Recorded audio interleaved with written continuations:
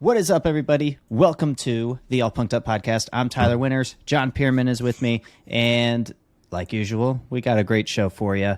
We're going to dive right in with some blink-182 news, John. We've been talking. Yeah, you may have heard of them. I think they have an album coming out, or maybe a new song. Some year. Yeah, some year. I think this is like the fourth or fifth week we're talking about it, speculating. But I think now we can stop speculating because, as far as we all know, it seems like we have a hard date now.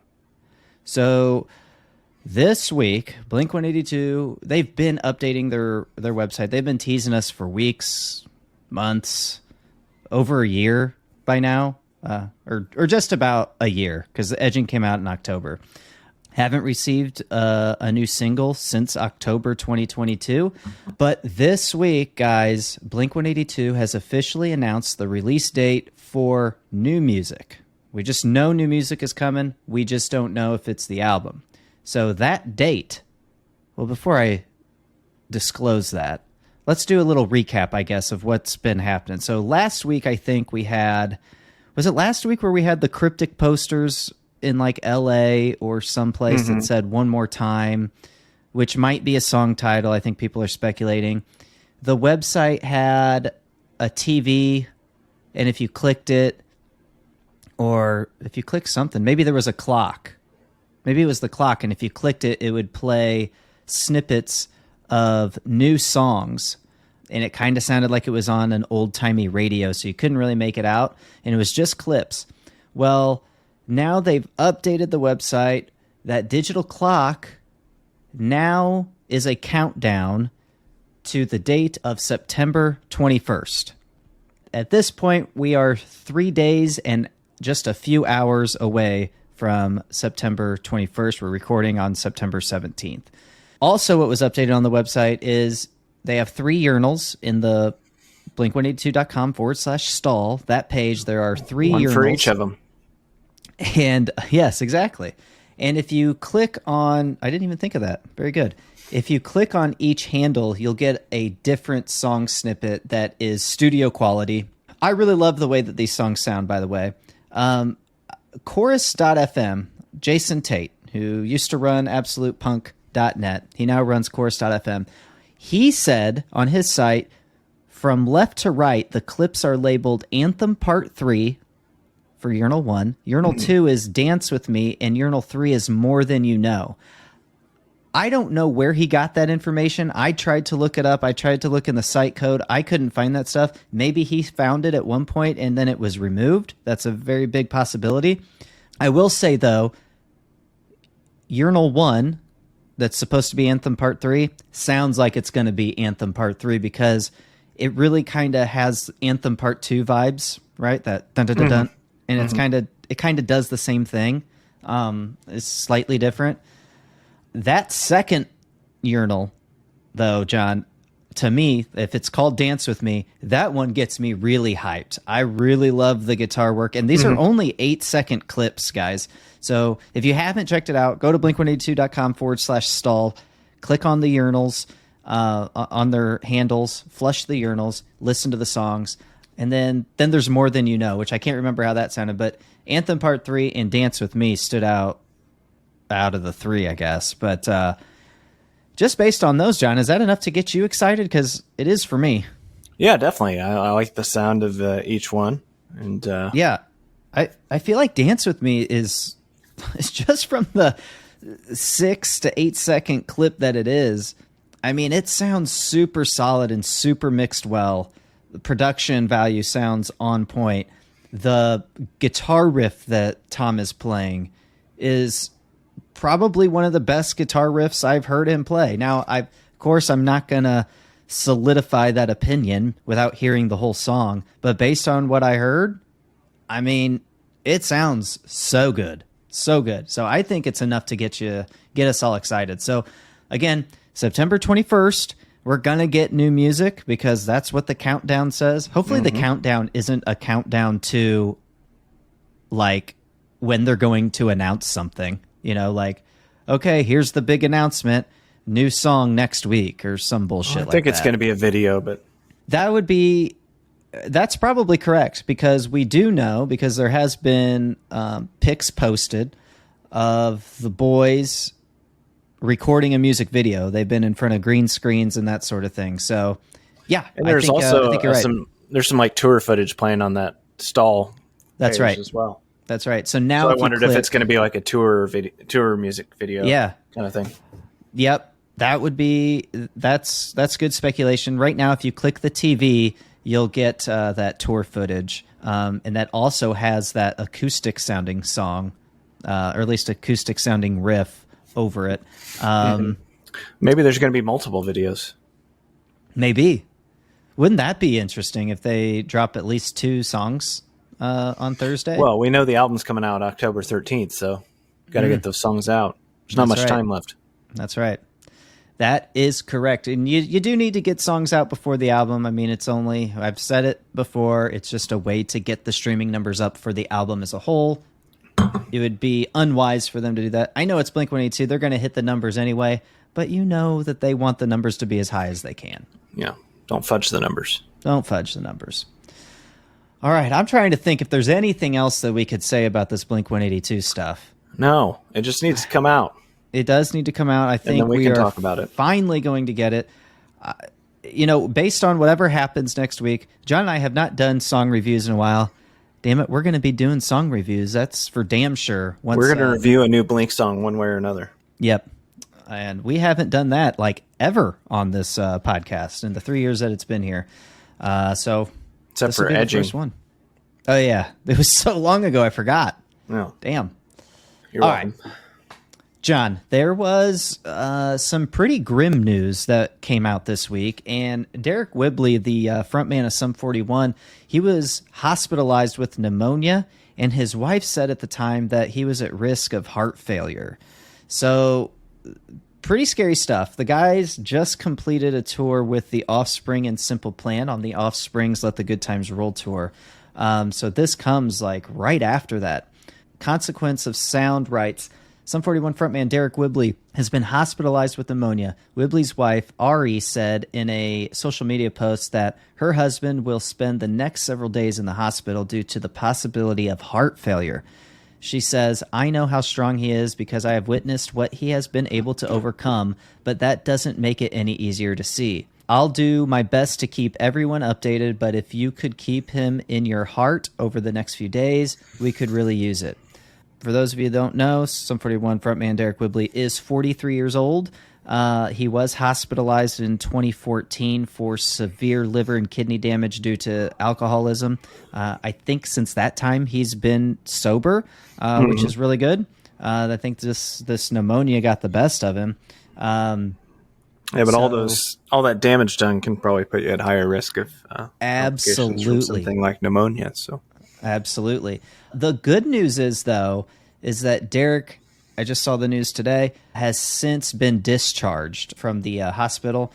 Let me read what Kerrang writes here. Deryck Whibley's wife, Ariana Cooper Whibley, has shared an update on the Sum 41 frontman's health after he was taken to the ER on Thursday night with pneumonia. Thankfully, he's now being discharged. She says, I'm very happy to be giving this update. Deryck was discharged after responding so well to his treatments. He is now under the care of his mother, who is a registered nurse, and myself. The pressure and strain on his heart and lungs has improved, and he is able to breathe without as much pain.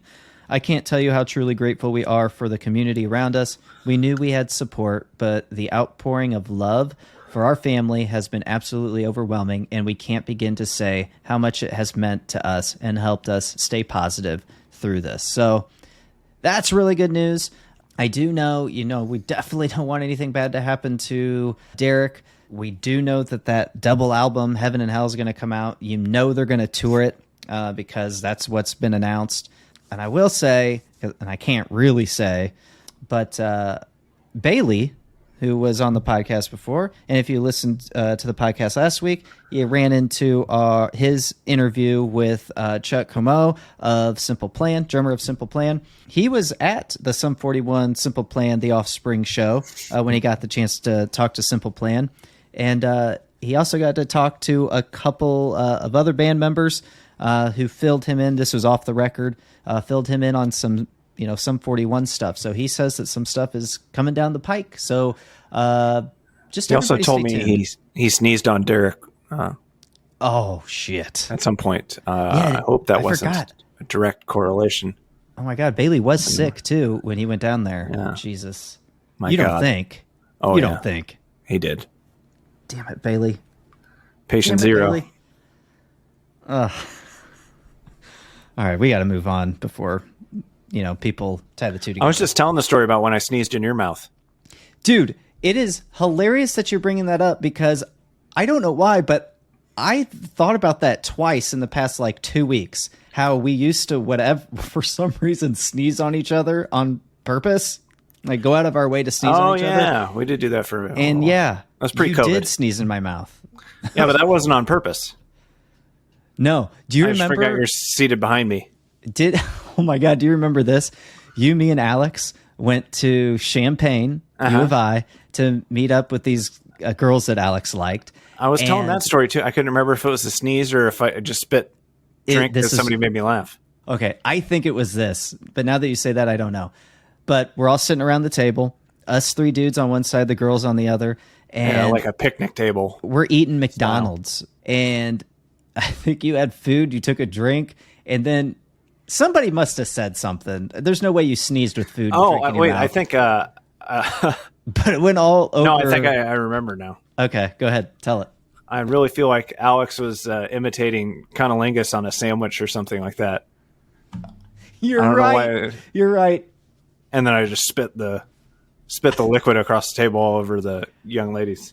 Yeah. And really, it got on one young lady mostly. And yeah, she took the brunt of it, yeah. In the face, too. She was a good sport. That bodes well, if they can handle that. Yeah. I think, they ended up coming out to shows later. So, I mean, you didn't scare them away. Well, I mean, none of them really talked to me. No. Yeah. I think, didn't you also, I feel like we were walking on campus. It was either you or me. I feel like it was you. Threw a stick in the air, just launched it. Oh, yeah. Hit her right in the head. It came down and landed on her head. Yeah. Yeah, that was me. Oh, damn. That was the other chick, too. So you got both of them. One for each of them. All right. Last time they backtalked me. Yeah, that's true. That's true.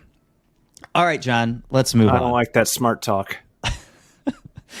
So Spotify was in the news this week because they recently unveiled a powerful new tool called Showcase, which is designed to enable artists to directly promote their music within the streaming platform's revamped home feed.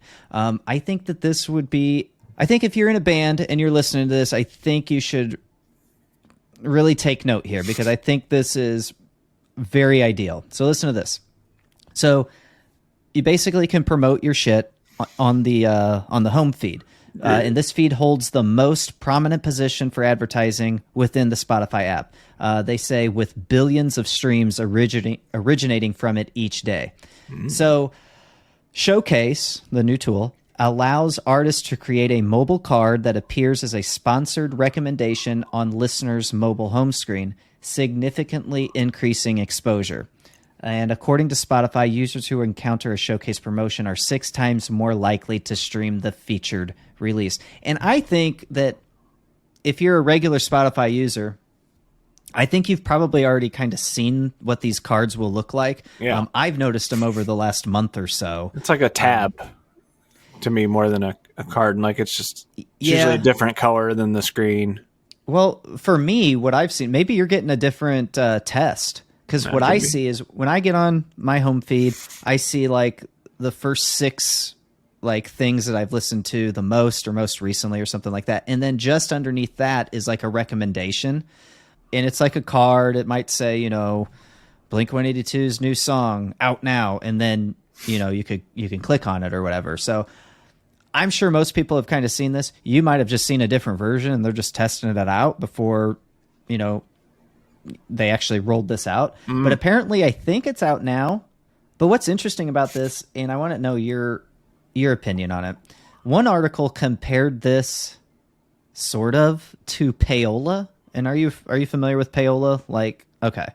So for those of you who don't know what payola is, it's where apparently this happened a lot back in the day, but record labels would pay radio DJs and radio stations to play songs that the radio label wanted them to play.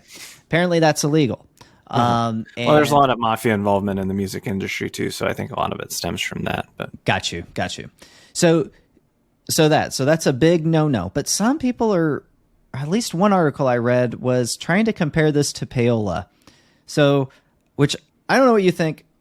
I disagree. I don't think it's payola in the slightest. I mean, it's just I'm paying to advertise my band on the platform to get in front of a targeted audience, right? Mm-hmm. I mean, I don't understand how that's payola. Now, payola, so I could see it with radio, because radio, when you turn on the radio, you're forced to listen to what's ever on the radio. I'm not forced to listen to whatever Spotify just has, you know? No, I mean, you have the availability to just click next. Right, exactly. Or ignore, you know? Mm-hmm. Like, you don't have to click it. You don't have to listen. But it'll be interesting to see how this works. Apparently, I thought I read that it's going to start out at like $100 per ad. Like, that's going to be the lowest amount. So, I mean, it's very affordable. I don't know how many impressions that's going to get you, or how long that's going to, if that's for a day, if it's for a few hours or what. But, I mean, it sounds like it's affordable. And if I was in a band, I would totally, and especially if I had, the funds, I would totally be taking advantage of this. Like, well, I think our listeners would happily pay $100 to buy us a digital card. Yeah, the All Punked Up podcast. Yeah. See, I don't know if I did think of this, because I mean, if it's $100, like, I'm definitely going to put the All Punked Up podcast on there. But I don't know if it's for podcasts. I think it's just the way I read it. It was just for artists. But I'm going to look into that. I got 10 on it. You got 10? All right, thanks, bud. Yeah. You got 10% of that? All right. I mean, I think it's worthwhile to try. I mean, $100 is... It's a write-off, right? Oh, yeah, absolutely. I'm going to write that shit off. I'm going to write the full 100, though. But, yeah, it's $100. I'm not saying it's not a lot of money. But, I mean, if you got $100 to spend, that's where I'd spend it. I would at least give it a go. Mm-hmm. College funds be damned. Give it to us. And you know what? I've come across a couple ads on Instagram recently of some bands that I'm going to be checking out. So, I mean, the ad space works, guys. If you got good enough music, I think, too, it'll be interesting, too, is you're going to have to get your cover art game up. So, because you got a good image on there, that's going to entice people to check it out. So, things to think about. All right, John, there was one more thing that came out this week that I think was interesting enough to share. It looks like TikTok and Billboard are teaming up to launch a top 50 song chart. I think this just kind of lets us know that we're in a different era when it comes to music and charts and how people consume music, how they get their music, how they find out about music, that sort of thing. TechCrunch writes, TikTok and Billboard are partnering to launch an official TikTok Billboard Top 50 chart that tracks the most popular songs on the short-form video sharing app. Goes on to say, the chart will measure the hottest songs on the platform each week based on the number of views, user engagement, and how many videos are made using the song. To view TikTok's Top 50 chart, users can either visit the TikTok app or the Billboard website. It will be updated every Thursday morning. TikTok and Billboard will only monitor trending songs in the U.S. So this isn't going to be global songs at the moment. It's only going to be U.S. songs. I don't know. Like I said, I think this just shows that we're in a different era of when it comes to music and how we determine what's doing well. And it's interesting, too, because I thought I read something where labels are kind of backing off signing, these TikTok sensations because they haven't really seen a great, I don't want to say return on investment, but being able to have that artist kind of repeat. They might get that one song, a one-hit wonder, if you will, but getting them to repeat is difficult because there's no development time there. If you think about it, I mean, some of these artists, they're green. They're just trying to figure it out. And there's a lot to learn. Had their whole lives to write that first hit. And right. You get a couple months. And right. Now when it's time to get to work, it's tough. It's tough, right? So It's Write interesting. me another one, whore, is what they say. Right. Oh. But it's interesting. So it's like, if labels are backing off that, That's how I imagine it. what are these charts going to do? What are they really going to tell us? Like, it'll be interesting to see how it all plays out, how the record labels view these charts, how the users, like, or the consumers. Is there still a Billboard magazine, like a physical magazine? I don't know. I haven't seen I'm one. going to say no. There's a lot of magazines that just kind of folded up. Well, I mean, most of them fold. Oh, that's true. That's true. But I meant like At the Staple. Yeah. But yeah, I don't know if Billboard has a magazine anymore. I'm going to look that up right now. Some of them have fold-outs in the center. Ooh, those were the good ones. Did you ever get those Nintendo magazines back in the day? The Nintendo magazines, Yeah, with like the cheat codes in the them. video gaming magazines. Yeah, they're awesome. Oh yeah, especially. I can't remember what they're called. There's some popular ones. I remember I got one for Resident Evil, the first Resident Evil, because I couldn't figure out where to go. But I hated those games. I know. Where you get stuck in a room. I rented Final Fantasy one time and took it back like a half hour later. I was like, this shit's stupid. Give me my money back.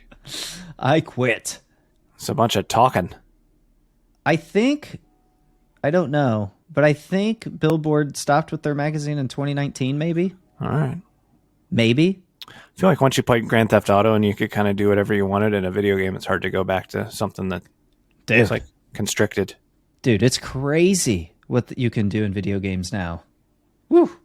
I mean, I used to just see how many cops I could kill. That, or how many you could get, you know? Yeah, I wasn't into that. Oh, yeah, me neither. Didn't even know that was part of the game. Yeah, I didn't. I think I read it somewhere. They have the most cash, though. If you bet. Yeah. Usually with a vehicle, just run them down. Nice and quick. I knew somebody who would do their deed with a kill him and take a picture. That was what they do. So, There's going to be a Netflix special about him. should I not be? I shouldn't be calling him a should I? Sex worker. Sex worker. That's what I meant, guys. Should I bleep that out? Like the part? You can just, we can lose this whole segment as far as I'm concerned. Okay. That's fine. Yeah, but John, that's all I had for music news this week, man. It was kind of slow, but I thought it was definitely worth bringing up Blink-182 for 1,000th time. No. Since the release of Edging. I'm just happy I can hear you. Oh, right. Yeah, because you went to the OCs and your hearing was shot. Yeah, it was damaged. Yeah, well. This is that fucking loud. That's crazy. Well, let me go ahead and close her out. All right, guys, that'll do it for this episode. So thank you so much for tuning in. If you're really digging our show, please consider helping us spread the word. Leaving us a review on Apple Podcasts and or on Spotify is greatly appreciated. And a 5-star review is always nice. But yeah, let us know what you're digging most about this show, what you're liking to hear. With that, thanks again. Remember, spread love. Peace.